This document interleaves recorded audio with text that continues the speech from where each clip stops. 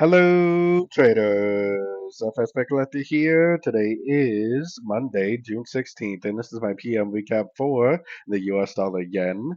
If you haven't done so yet, definitely do check out my free Discord channel, which is linked down here in the corner at the end of the video. And make sure to take a look at my website, fxpipcollector.com. Watch the video on my home screen to learn more. So anyways, in my morning video, I had my Fibonacci retracement from here to here. I said that if price does respect that level, it'd probably make a pretty nice short. Definitely was a pretty nice short, but what happened was it went down and rejected structure and ended up pushing back up.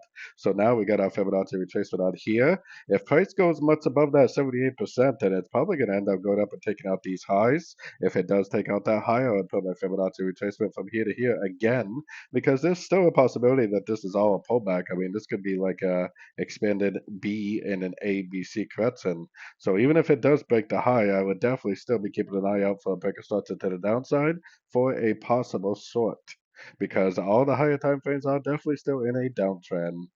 So anyways, don't forget to like and subscribe, and as always, thank you for watching and happy trading.